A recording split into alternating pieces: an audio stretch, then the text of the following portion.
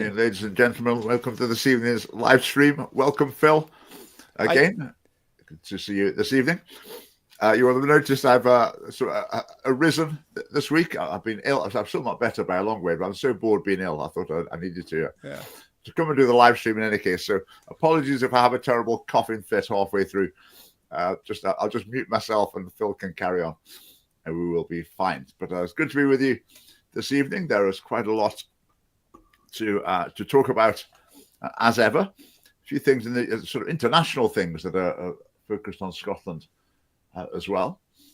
So do fire the comments in as usual. But right, Phil, do you want to start us off? You were just mentioning something before we went live. I think, well, probably the big thing that's got me kind of interested this week was JD Vance's speech. So he was at a defence conference, and his main point was basically that, if we're going to talk about defence, then we need to know what it is that we're defending. And so he basically laid into each of the countries there and said that you're not basically pro-freedom. That people, when they fight a war, at the end of the day, it comes down to fighting for freedom. And if people aren't fighting for freedom for themselves, they're fighting for freedom for their families. That they're saying, well, for my wife and my child, even if I were to lose my life in this war, it would be worth it that they could grow up in a free country.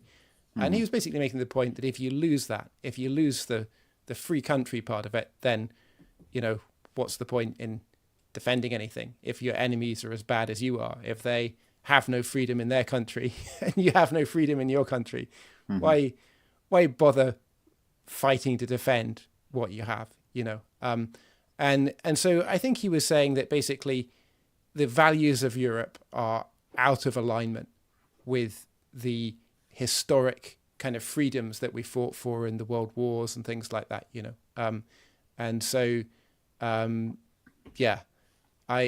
think he made a very good point. I think he articulated it very well. And what was interesting was to read the BBC article afterwards, which basically said, JD Vance's speech was pretty much the worst speech ever. He lost everyone in the room. No one knew what to think of it, kind of thing. And my thought in that was basically, well, he made a really coherent argument. He said what needed to be said.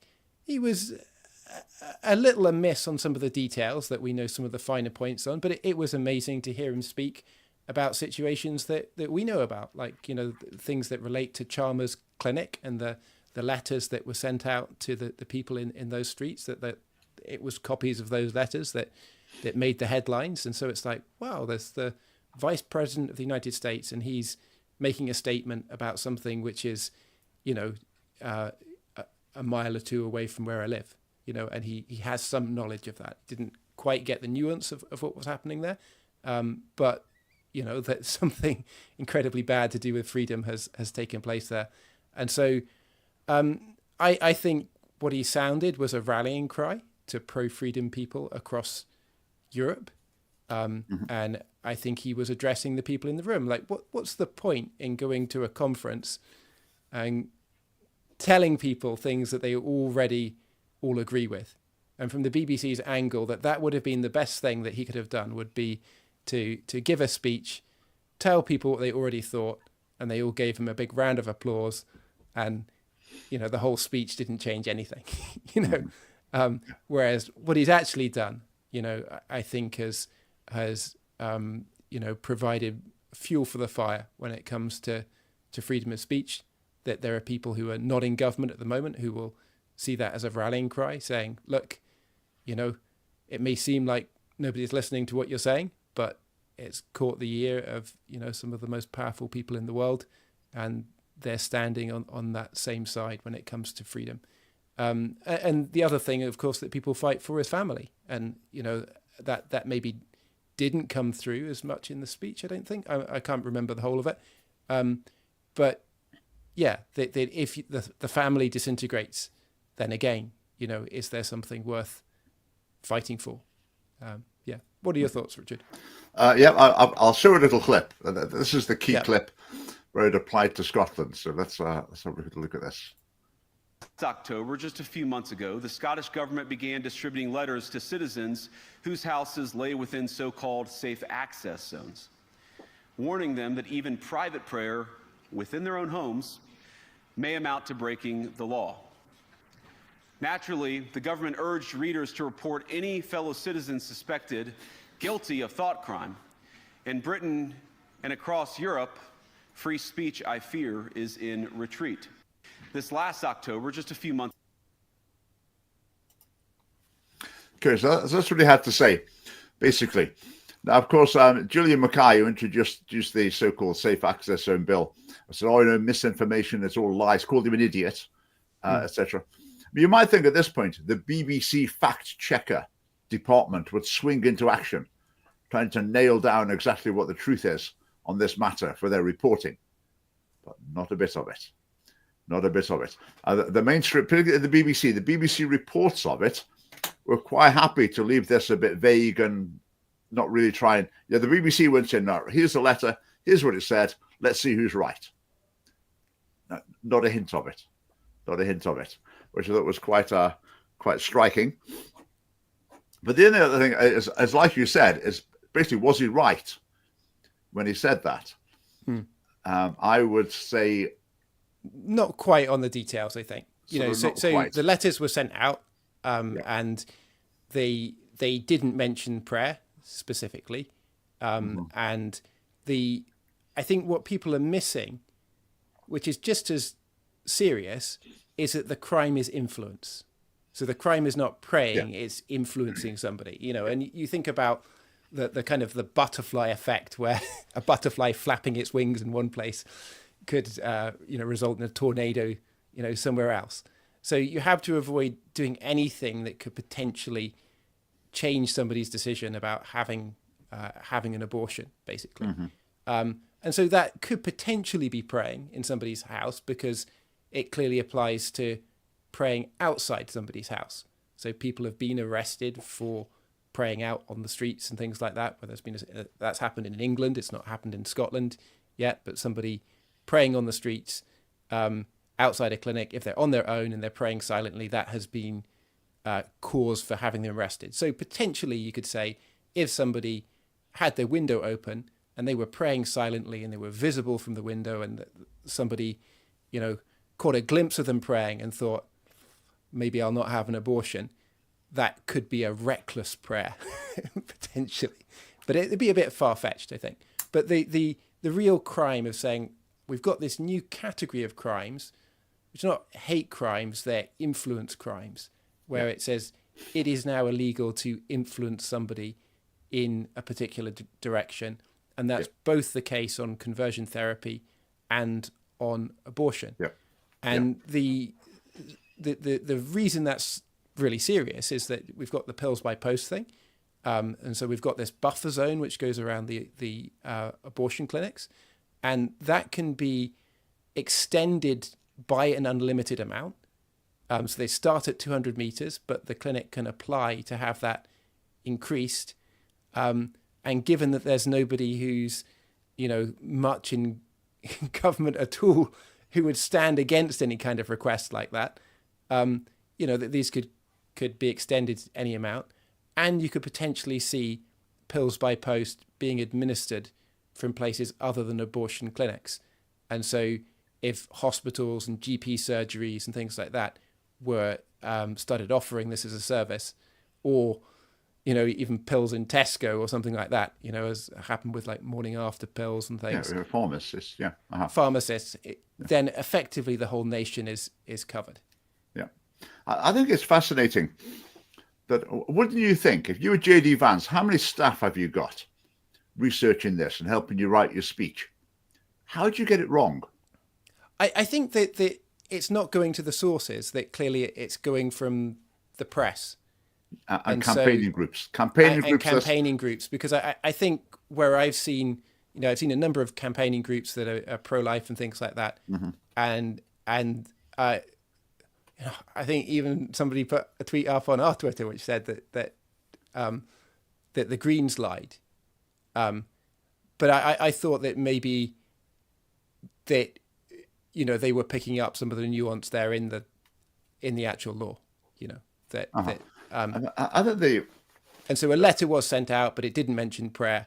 And I found it quite sort of infuriating. It reminds me a bit of the abortion debate in the American presidential election, because the whole debate was based on one side accusing the other side of things that they weren't really saying. That was like the totality of the discussion.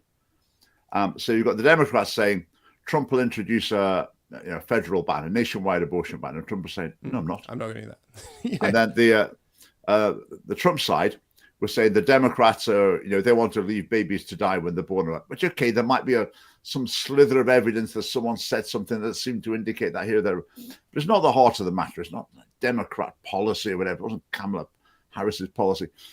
But that's all that the discussion was about. So the actual heart of the matter, value of human life, just like totally obliterated from discussion.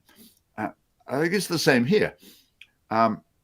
That the campaigning groups on our side, if you like, are so desperate to make this sound as ridiculous and totalitarian and evil as they possibly can, that they push the truth on it.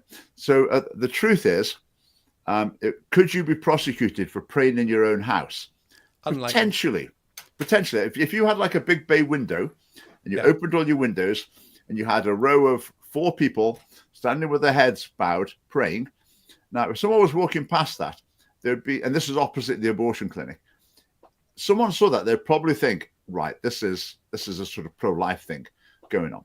And the people standing there praying as well, they would know as well. That's the way it's going to seem. So as you say, it's extremely hypothetical and very, very unlikely. But it is conceivable that you could genuinely commit the so-called crime of influencing from within by appearing to be praying in your living room. But then the problem is that gets spread by the likes of JD Vance. You can be prosecuted for praying in your own house, which is technically true, but the impression it gives in everyone's mind who hears it illegal now to pray. It's totally wrong. Yeah, totally and utterly wrong. So as far as that, so is that telling the truth or is that telling a lie? I think it's sort of closer to telling a lie. Yeah, because, I think the details, some of the details that Vance mentioned were wrong. Like, as in he seems to say that the letter mentioned prayer. And I'd have to check on the informing part of it as well. But definitely that has been the case with other things with the Scottish government, that it's been, they've put out adverts, say, inform on people that have done this and that, so I wouldn't put it past them, but it's such an own goal, though, to put forward a position that can just be refuted. I thought an illustration to that, I was thinking, if you imagine in Scotland, you had some, for the sake of illustration, some sort of Orange Order march, for example, that went along, let's say it went along one year and I don't know, smashed up a Catholic church or something. So the next year they applied for permission for the same route and the council said, no, we're not going to allow this. And then people in the Orange Order could say, we're not even allowed to walk down the street. You get arrested for walking down the street if you're a Protestant or something. They could try and present it like that. And that just sounds outrageous, doesn't it? But they've completely stripped all of the context that would that makes it make sense. And I find it really, really frustrating. Because, as I say, the heart of the issue is that what's been banned is influencing. And the particular influence is trying to save the lives of unborn children. And the issue of the unborn lives is lost. And I think some of that's reform, that basically people are pinning their hopes on reform for, getting rid of the Labour and the Tories and having something different in there. But reform is not pro-life, but they are pro-freedom in various areas. And so it's like, how can we turn every issue into purely a pro-freedom issue? And that way we get everyone on board, from the pro-life and the pro-choice people, and they can all sit under this banner of being pro-freedom. But for us, we're standing on both issues. We're standing on pro-life and pro-freedom. And perhaps the more important of those two issues is the pro-life issue, really. Of course. I think it's the way I tend to see these things is every issue peripheral to the pro-life issue, you use it as an opportunity to talk about the central issue. Yes. Yeah. Whereas what's tended to happen with this issue is the core issue has been pretty well ignored. And the attempt is to put all of the attention on the peripheral issue. But it is bringing some attention that would otherwise not be there. I think the encroach on the freedom is bringing some highlight onto this, and I think it will bring some sympathy onto the issue, because people who wouldn't otherwise have been thinking about it are saying, well, I'm kind of on the side of these people who are, it's just a thing of like backing the underdog. That right. Let's carry on the same topic. This was published today. This took place in Glasgow a week or two ago. Let's see.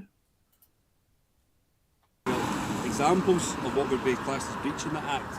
Approaching someone, trying to persuade them not to access abortion services, surrounding people as they go in or out of the clinic or the hospital, handing out leaflets, religious preaching, silent vigils. So standing here saying nothing, it's a silent vigil, so it can. Well, I'm just pointing out that coercion is against the law, and that if anyone wants to come and speak to me, they can. So I'm not doing anything else. Yeah, well, you seem to believe you're not doing anything wrong, but there's obviously a reason why you're here and why you're in this area. You in particular, I'm aware that you have been protesting here against abortion before, so I don't understand why you're here in this area again if you're not protesting the same thing. I'm here to say that if anyone wants to come and speak with me at their own volition, they can. Yeah. We could advise you to move away from this area just now. Being as close to the hospital, advise you to move away. And am I committing an offence if I don't move believe- away from the area? Yes, I believe you're committing this is a silent vigil, so I believe you would be, yes. So, well, I'm here to speak to anyone if they want to speak with me. The sound's not great. You can get the gist though. So the lady is standing there on her own. She's got a placard. The placard said, coercion is a crime. Come and talk if you want to. I think that was the wording on the placard. I was actually there. I actually filmed that video that we saw there.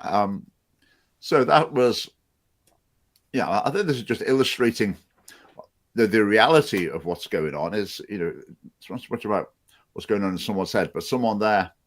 I mean, that's just the buffer zone law in action, isn't it? That's exactly what it's supposed to do.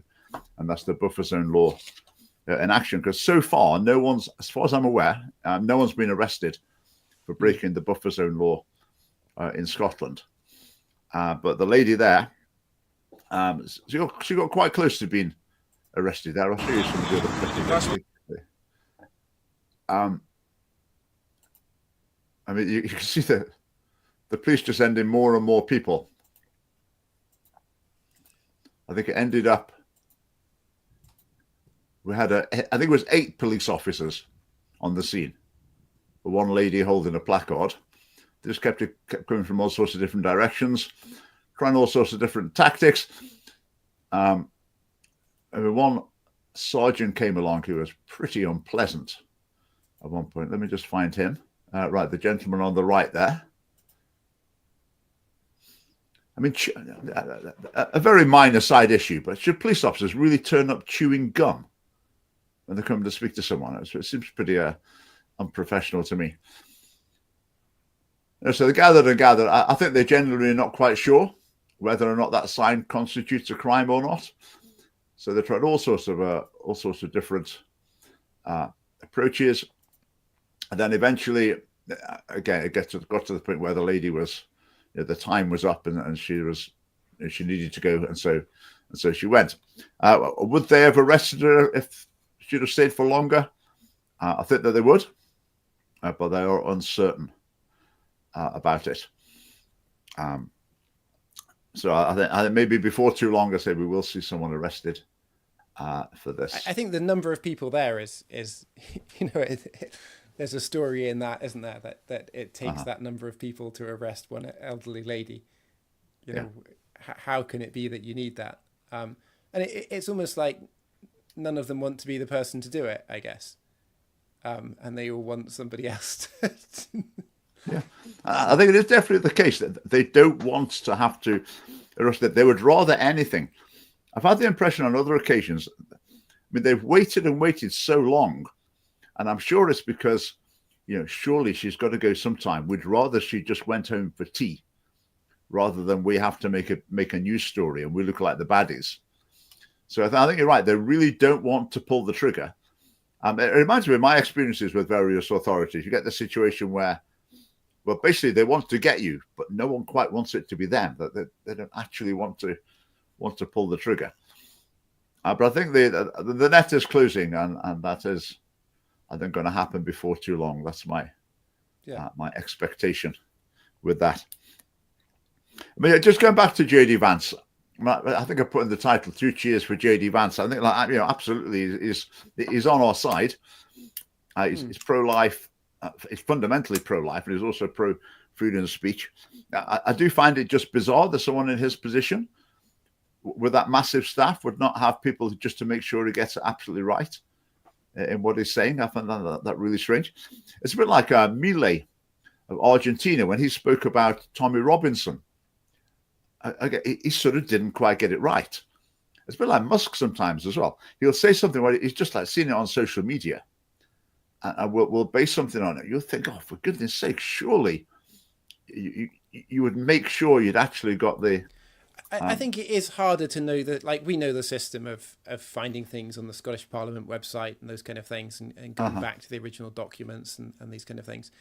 But I think if you don't know quite where to look for it, it doesn't always come up on Google or whatever. If you're trying to find that particular thing, like we often know what's been said, and so we can go out and search for it. And so, yeah, I think people are used to reporting the news, and we report things which are said in papers. Probably the reality of what's actually happened in any of those situations is quite different to what got reported.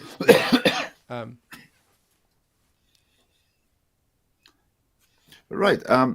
So let's stick with JD Vance, actually. He's been in the news quite a bit. Well, certainly since I was on the live stream last. Did you follow his spat with Rory Stewart? I saw Rory Stewart's reaction, more to Musk stuff, actually. So foreign aid being shut down, or USAID. And I saw a quite amusing clip today, which was, that he was lamenting a particular project that was shut down. And somebody did the research to find out what that particular project was. And I think it might have involved Rory Stewart's wife. But it was basically something like teaching modern art in Afghanistan or something like that, And so you've got this group of Afghani men watching somebody, do a presentation about a toilet in a modern art gallery. Very important. But it basically totally, and then they splice that together with Rory Stewart, talking about the tragedy of foreign aid being cut, kind of thing. And I thought that was quite amusing. But yeah. I thought the whole foreign aid thing is interesting because obviously, I mean, just like UK foreign aid, a massive amount of it is just totally politicized. It's bonkers stuff. I mean, the only reason it still happens is it's not widely known enough what they're actually funding. So to be able to come up with ridiculous stories of money being totally wasted, that's always going to be easy.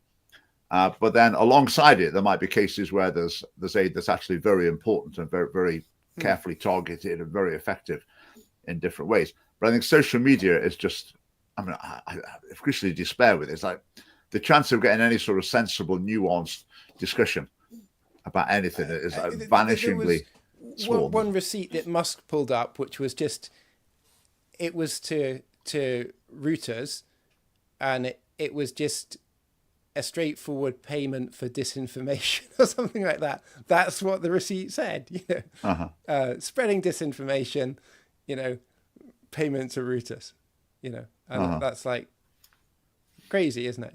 And the whole thing is like in every company that I've been in, we've had to do anti-bribery training, and the foreign aid thing, it basically amounts to either it's bribing somebody about something, or it's spreading dubious ideologies around the world, whether that's transgenderism or supplying, contraceptives or abortions or those kind of things in different countries, and so, I don't think much good is being done with foreign aid. It's not a substantial amount, though, just like supplying food and medicine, I think. No, I mean, it sounds like it's food and medicine, and the pictures I think that Rory Stewart was showing in the background were like of sacks of rice and, all of this kind of stuff, being delivered, and all that kind of stuff. And when you actually look at what it's really doing, it's, it's political influence into these nations, basically. But you could argue, of course, okay, cut the lesbian dance collective in Kabul or whatever, and instead spend the money on something sensible. So the two issues: there's the amount of money spent and the what it's spent on.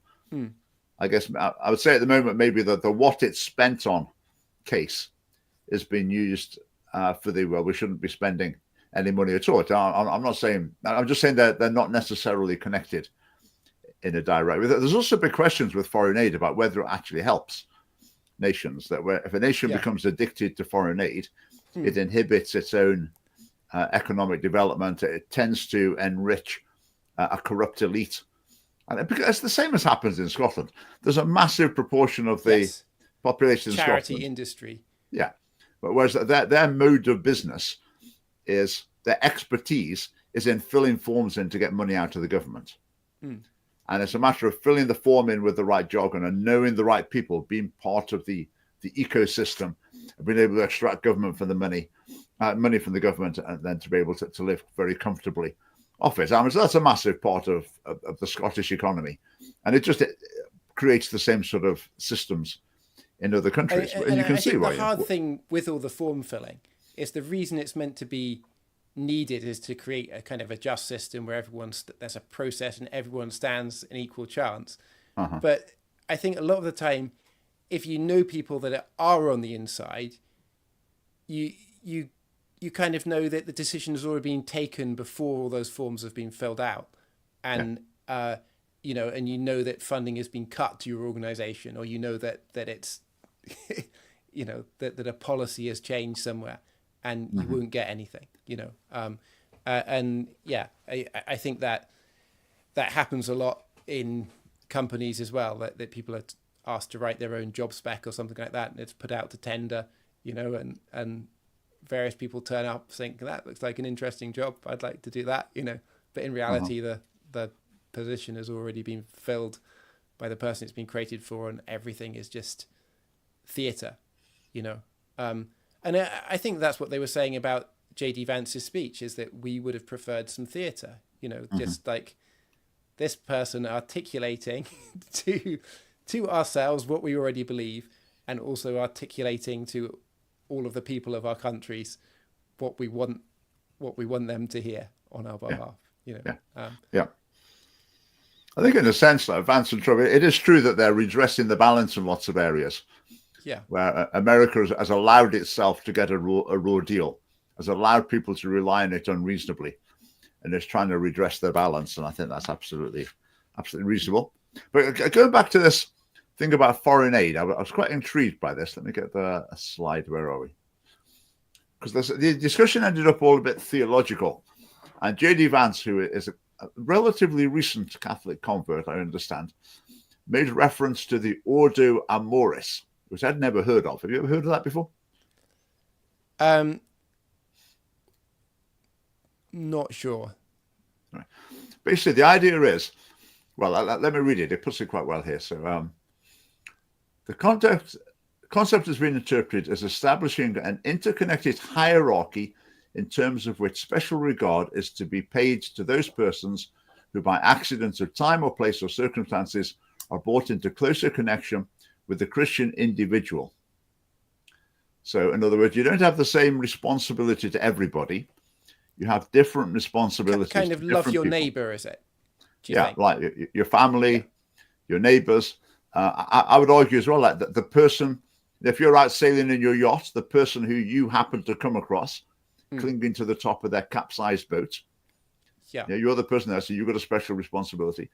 then yeah, your compatriots, etc., etc. But basically, the thing: close family, extended family, neighborhood, nation. This is generally the way it works. I mean, it is just blatantly, obviously true. I mean, nobody argues that the taxes of people in the UK should be distributed evenly over the entire world to provide healthcare for everybody. Because does no one argue that? I would say no, they don't. I think some people are on the way to that. When you've got the total open borders policy and things like that, you know, that there are people that are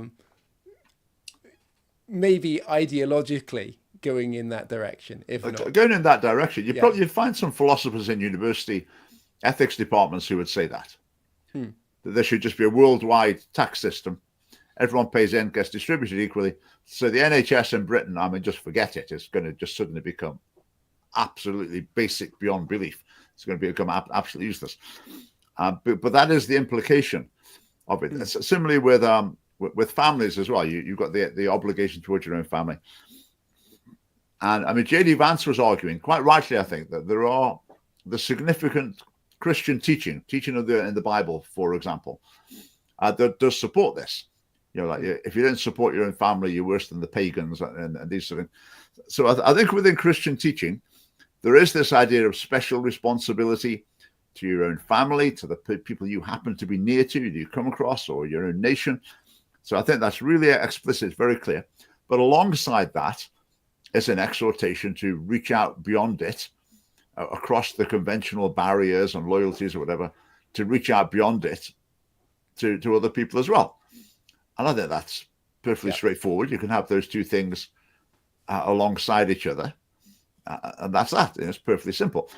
And I think part of the reason you need them alongside each other. So if we said, for example, taxes in the UK, we're distributing them across the whole world to provide healthcare, then people in the UK, with the next election, the winning party will be the one who said, well, let's just abolish income tax then.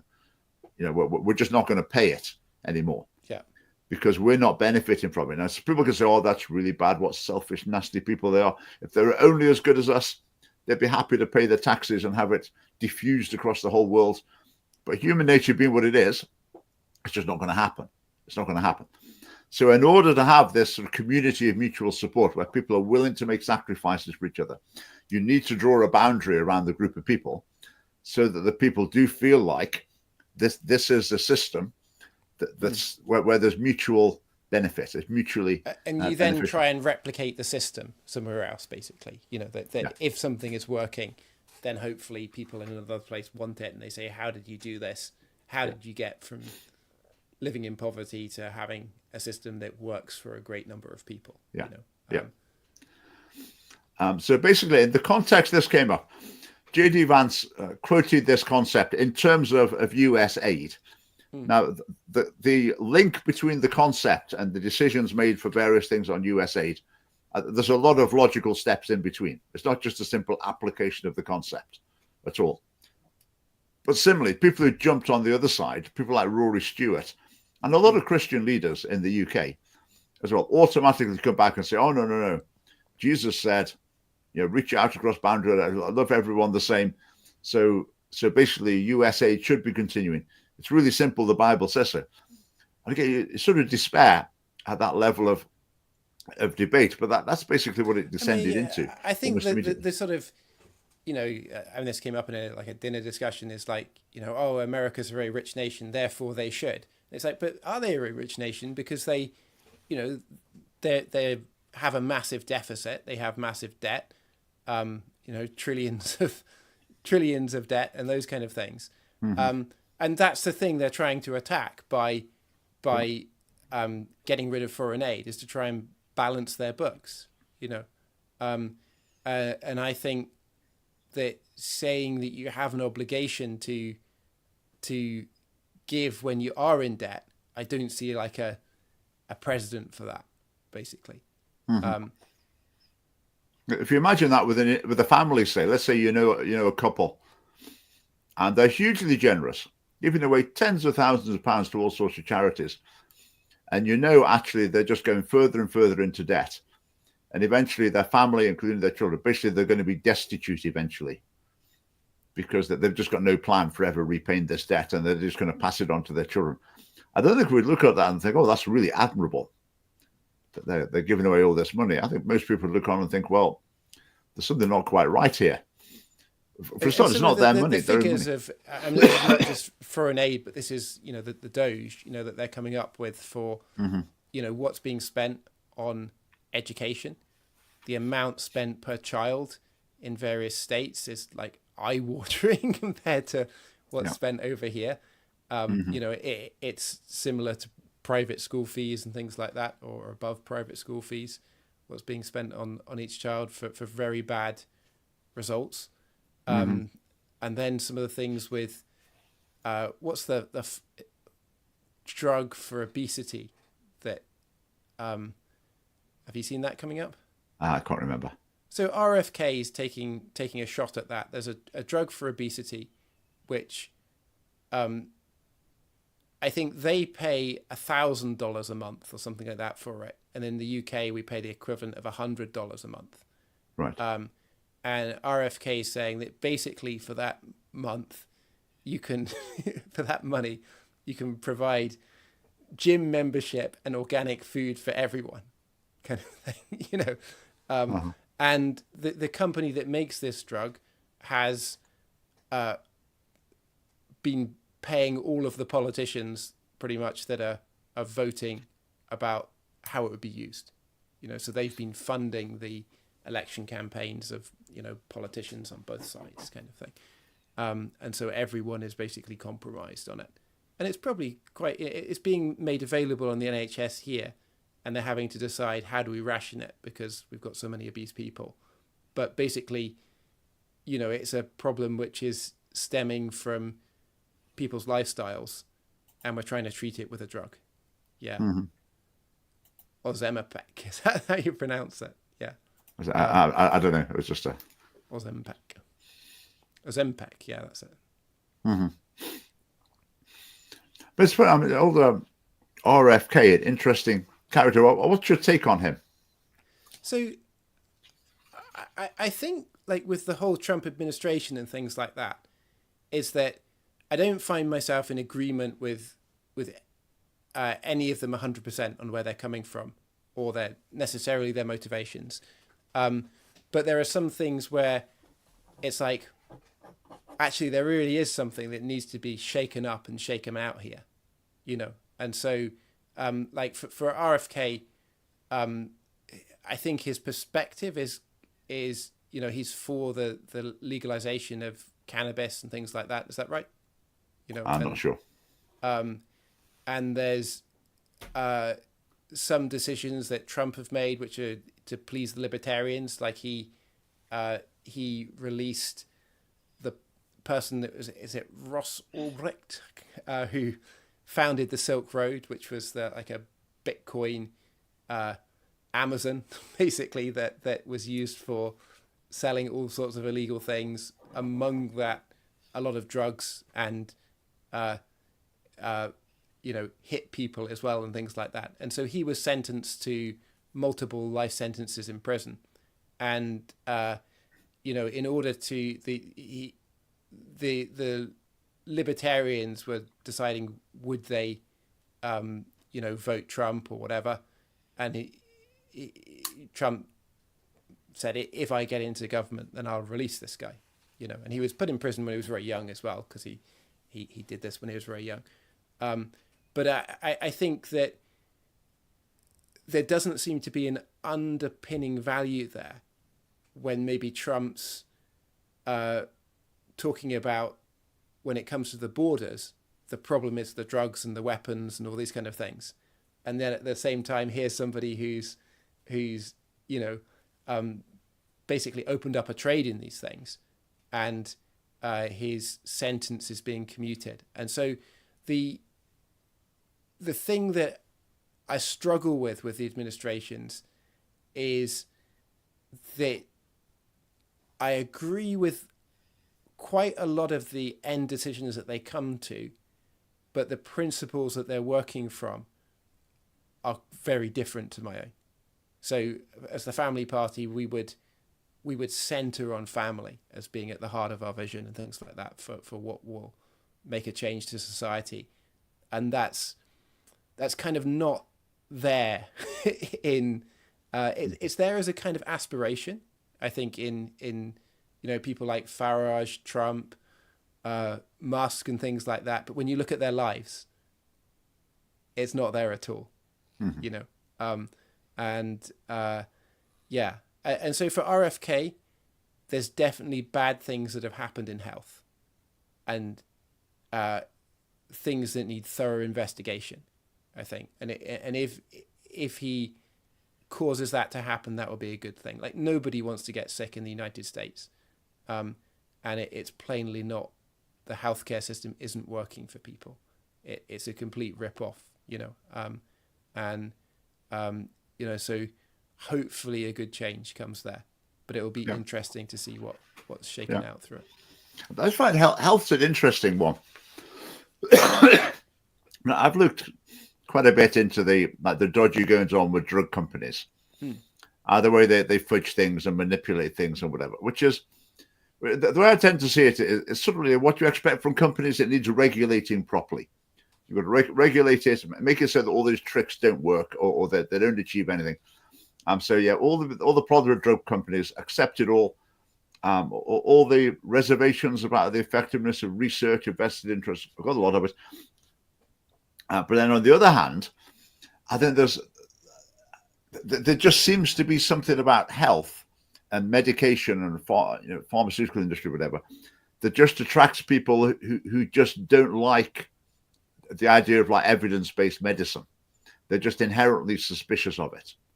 That they're much happier about either being very cynical or that they're just so much more keen to believe like a story from the friend rather than any amount of scientific evidence.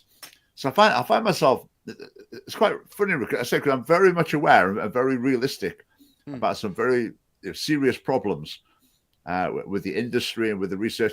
But on the other hand, I find a lot of the people who take up these issues, they've got a whole load of other very unorthodox views related to medical matters. But you can imagine for RFK why he might gravitate towards there being some kind of conspiracy, given the going-ons in his family, that obviously like there's appears to have been some conspiracy there, or that I guess would be the general perception that there was some kind of conspiracy that maybe will be brought out as well. And that was another, I guess, one of his conditions for supporting Trump was to see the JFK files released and things like that. Yeah.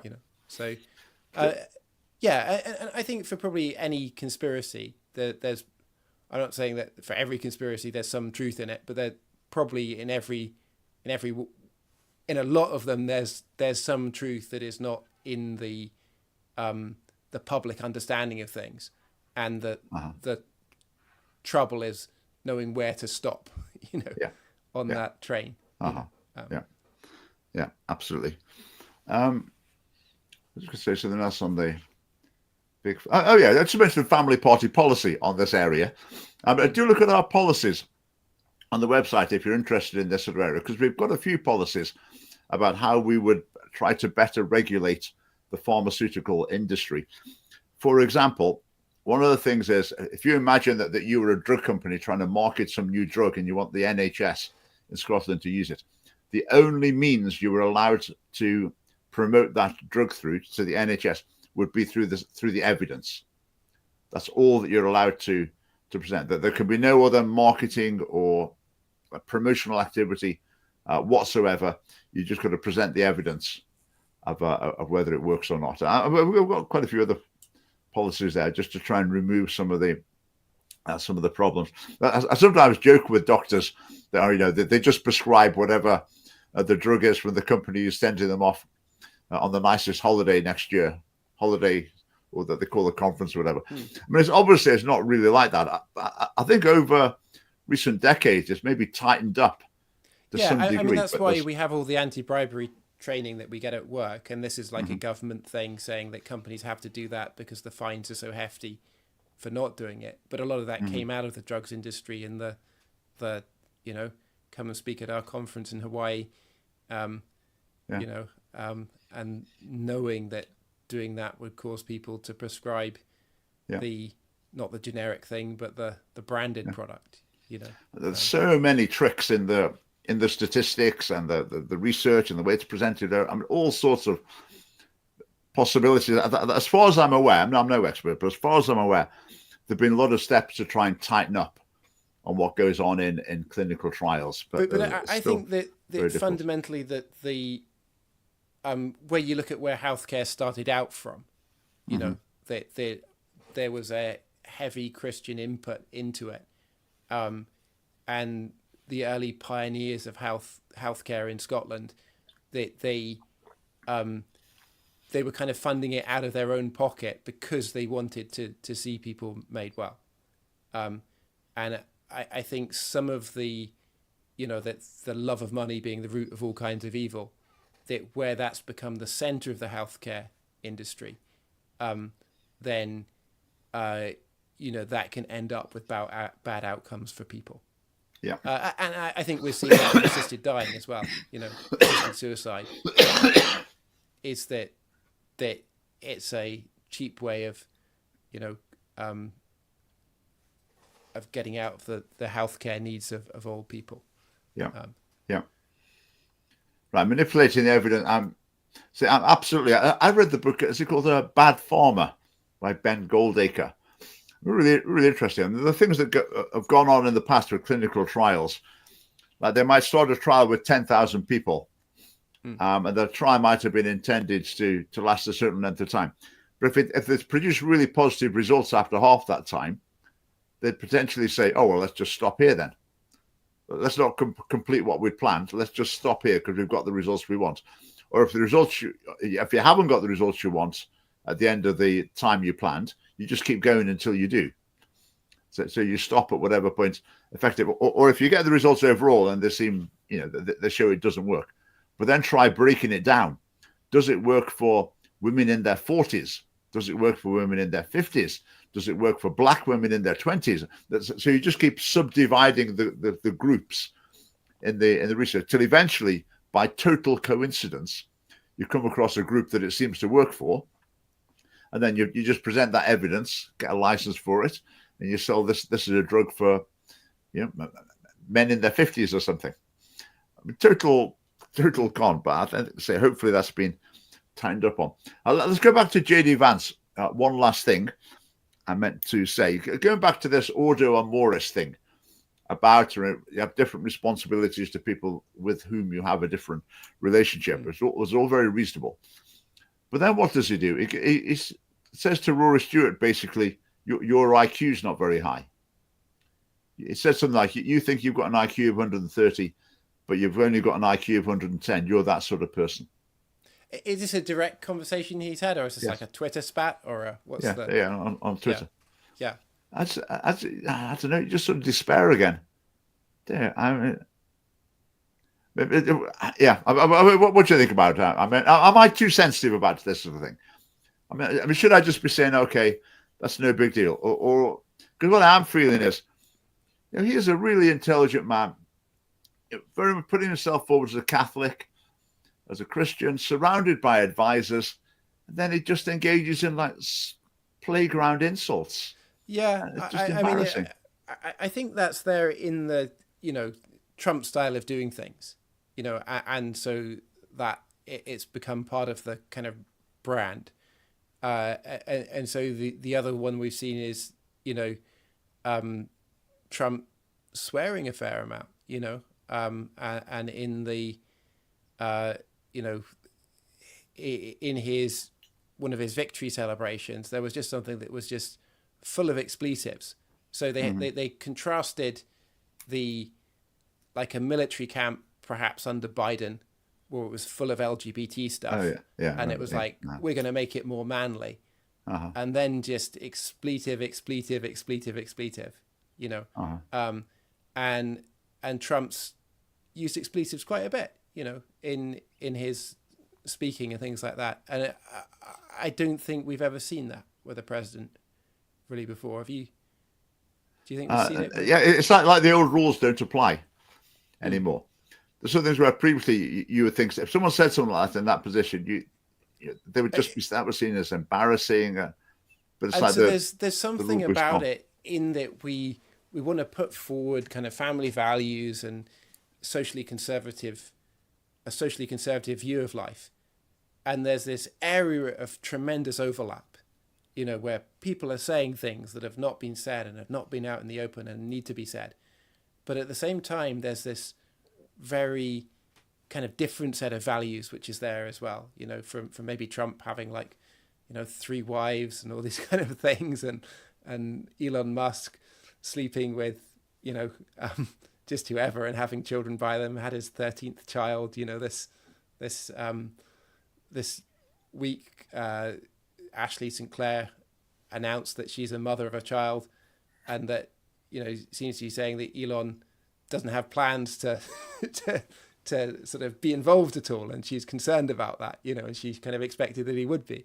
But she herself is a massive conservative influencer with millions of followers on Twitter or X or whatever, and so there's this thing of the values that we kind of wanted to be fighting for, the people at the forefront of arguing for these things, when you look at their lives, they're not living the things, or that they might not even say that they're arguing for those things, but they're arguing for freedom, and they're arguing for the historic values of America and the historic values of Great Britain, and sort of not quite knowing what those values really were. And I find where they came from. The frustrating thing is how many people seem to be either unwilling or just sort of don't care about that, if you like. So it seems to if someone hears, in many cases, people hear someone saying something they agree with, and once they've heard someone say a lot of things they agree with, they think, right, I'm on that person's side. So when that person's value system, when it becomes clear that their whole values that the person assessing them actually thinks are just wrong, they disagree with, they don't care, because they've already said, I'm on their side. I'm on his side. I like what he says. I've agreed with him 20 times in a row. So the fact that he's come out and said this or treated someone like this, it doesn't matter. I'm on his side. Don't you dare criticize him. So it's like personal loyalties build up, and people's personal loyalties to public figures are so strong that they overwhelm their actual personal moral values. And I'm increasingly finding it quite sort of disturbing to see that happen with people, one after another. I mean, just on this very topic, actually, just last week, Nigel Farage was doing some interview or other, and it was just an off-the-cuff comment to a photographer. He said, all the politicians are a bunch of, I won't finish the phrase off there, but really gratuitously offensive. Now that makes me think that's not someone I would like to work for. I don't think that's really indicative of a character that I'd really want to be running the country. It's like with Boris Johnson, when all the WhatsApp messages came out from during the COVID period. I mean, just foul-mouthed abuse flying around all over the place. And I look at that and think, you're not going to have, from that sort of group of people speaking in that sort of way, you're not going to produce strong, stable government with integrity. It's not going to happen. It's like with Humza Yousaf as well. When you look at Humza Yousaf's behind-the-scenes messages, it's real, unrestrained, offensive, horrible sort of stuff. And again, you just think you're not going to have good government from people with these sort of values. And I think that with Nigel Farage, when I hear him speak like that, I just think, right, put you in as prime minister, you'd surround yourself with people like that. There would be this sort of off-the-cuff, offensive, this sort of nasty atmosphere created. But people seem to believe that from that, you're going to get the sort of government that you need. And it's amazing how many people, people who, if they were to meet someone and someone were to use that sort of language, they would be horrified. They would be really horrified. And yet again, as I was saying, with Farage, it might be, oh, I've heard him say so many things I agree with him about, that the fact that he's gratuitously offensive about every other politician in a real personal, nasty way, that doesn't matter.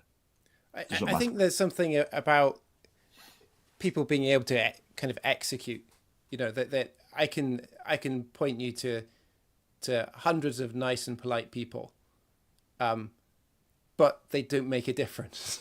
They're not standing up, they're not speaking out. They don't say anything much on pro-life, don't stand up on pro-freedom issues. They're nice and polite people, though. And then you've got the people who are standing up, who maybe don't have the same values. And, the people that aren't doing anything, aren't making a difference. They're not using their politeness or their winsomeness to get anything done, and so at the end of the day, what you're left with is the people that are there and are kind of making a difference and are speaking out. So I think there's a need for people to particularly be speaking up, especially on this pro-life issue at the moment, that there's a need just to be, I think, for anybody who's speaking out on the issue, to get behind them. If they're putting something on X or on YouTube, like it, forward it to people. For those that are pro-life, I think we need to stand together as well. That obviously there's different charities, there's different maybe political parties and things like that, but we need to be quite coordinated in just, pushing that message forward, and making it something that it's not taboo to speak about. And then, I think we're kind of the party standing on that issue, but you can see that there's reasons why, like, pro-life organizations might not work together. You might have two different charities that both, have different funders and things like that, or that's a big issue. Into the political realm, and so I think there's we've actually laid down the kind of family for our pro-life things. We've kind of said in our recent protest that the issue is just so important that we haven't heavily branded it as family party. We've just said that this is like the defining issue of our time, I think. As much as slavery was in the past, that this is the issue on which everyone that understands it must take a stand. Yeah. Right. Just one thing very quickly to finish off. Right. This is actually, I think it's in Wales, actually. So this head teacher here introduced a Saturday detention. And it struck me, actually, that it was quite interesting. That was a news story. Because when I taught at Merkston Castle School, there was a Saturday night detention. Yeah. Which a boy could be put in for 1 hour or 2 hours. So a 2-hour Saturday night detention, 7 o'clock till 9 o'clock. So if you're a boarder, you went along, obviously. If you're a day boy, you had to come into school to go to it. I think I'm right in saying it doesn't exist anymore. I think the inspectors have seen that off. But it's interesting. There's something that for me was just quite routine. Well, I knew it wasn't common. I knew it was very unusual within a school to have a Saturday night detention. But it was just something, that was there. But now it's a news story when a head teacher brings that in. And I know the BBC seems to be fishing around a bit for stories of these overly harsh schools that are popping up here, there, and everywhere. So obviously the big story is deterioration in behaviour in schools. But the BBC, it seems like they're starting to fish around to find horror stories about these sort of authoritarian headmasters bringing someone on a Saturday. Is this the chap is this the headmaster here, or? Yes. I mean, he seems like a fairly cheerful fellow. The photograph. Oh, the worst ones always do. Yeah. The worst ones do. Yeah. To be honest, in the grand scheme of things, getting someone to come into school for an hour on a Saturday morning, I mean, it's not exactly torture chamber stuff, is it? I think we might have had Saturday morning detentions potentially, like we had Saturday morning school, but it would have been more difficult on my parents than it was for me, because we lived like 15 miles away from school or something like that, you know, and would take other people home. So it would be a massive inconvenience to get a Saturday detention. I never had one, but which I think can be part of the purpose, because if it really irritates the parents, then it can help them to come down with the kids as well. The thing I used to find about it is it was generally seen as a marker that if someone's name appeared a bit too regularly in the Saturday night detention book, then basically they were not going to last very long. So that it's not just the punishment itself; it's symbolic as well. That, you know, you're getting towards the end of the road here. That this is the top of our scale here. Just coming back to another comment we've got. Yes, this. Can you think of anyone who's a gentleman and a statesman in politics, present company excluded? I just want to encourage people to stand. You know, that something that I'm finding through being a part of the Scottish Family Party is that you have to learn how to speak, you have to learn how to present arguments and those kind of things. And it can only come from the people that care about the issues.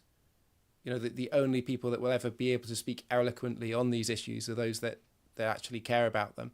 And so if you're somebody who cares deeply about these issues, then I'd encourage you to just start taking opportunities to speak up on them. And potentially the first few times that you do it, it will be terrible. You know, that you'll give a speech and it'll mostly be read or something like that, or, you know, and that's something that we're doing, that we're seeing more and more people at the Scottish Family Party basically learning how to argue, learning how to present the case. And the more people that you see doing it, the more familiar it becomes. And the more people you hear speak on it, the better that you'll become at arguing on these subjects and things as well. So I'm sure there are statesmen kind of in the waiting, and you just need to stand up and start speaking. Yeah, that's a good question there, Tom. I like the question. Right, so I'll give you a few answers, actually. So here are some politicians who I think generally, like in their tone and manner, the way they speak about opponents, generally sort of get it right. I think. I mean, maybe I haven't heard the worst of what they said or whatever. I would say maybe like Barack Obama. I don't think I agree with much of what he thought or did, but in the way he conducted himself and the way he spoke about people, I would say. I didn't find him to be I thought he had a powerful voice, but I didn't feel there was ever much heart in his voice. No, but I would say he wouldn't be coming out with the sort of scathing, offensive, unrestrained sort of thing. Someone I think who did come out with that sort of thing was Joe Biden. And I think he was really let off the hook for it, because he was saying, he's the sort of bloke I want to punch in the face. And everyone just seemed to think, oh, it's fine, he's a Democrat. So if a Democrat wants to talk about punching his opponent... What did you think of Alex Salmond as a sort of statesman? I would say positive. Yeah, I think he was someone there was a bit of restraint. I quite liked just the way he presented himself as being fairly warm and, you know, and easy to talk to kind of thing, you know. I thought he was good. Robert, I was about to say Rishi Sunak. Yeah. But could you imagine Rishi Sunak saying to someone on Twitter, "Oi, Thicky, you think you've got a high IQ, but actually you're an imbecile." I don't know, Rishi Sunak, I think like statesmanship, it means having something to say and having something to say from your heart and doing so in a way that's polite and good. And I think for Rishi Sunak, I don't feel he spoke from his heart much. And I don't feel he had a core sense of principles that were leading him that much. And so I don't think he put massive foots wrong in terms of being unpolite and things like that, you know. So you could say that's something of statesmanship. But I think he lacked the energy and charisma that's needed to be a good statesman. Swinney? He's not. He's not on the chart. Not on my chart. I don't think. I say he's on the chart in terms of he's not. Is he someone who he's middle manager for me. He's not said anything desperately offensive, but I don't think that makes you a statesman because you've not said anything offensive. No, I think with the SNP, I think the things they say about their opponents can actually be pretty hysterical. But they call them all sorts. They're cruel. They really do go over the top with their rhetoric. But they sort of get away with it because the media's not really. I mean, someone from totally the other side of the spectrum, Lee Anderson. Lee Anderson of Reform. Yeah. I think he's just a very unpleasant character. Okay. Yeah. And he'll stand in front of Reform conferences. Like we were saying about David Lammy the other day, he said if you took every idiot from every village in England, put them together in one village, David Lammy would be the village idiot of that village. Which I think that's really no. And yet at a Reform rally, that gets a big laugh and a big round of applause. So anyone who's thinking, I quite like Reform, really? Is that the sort of people you want to put into power? I just really repulsed by that. And I think some of the other, I think Nigel Farage is probably, through his intelligence, the person in Reform who avoids that sort of thing most of the time.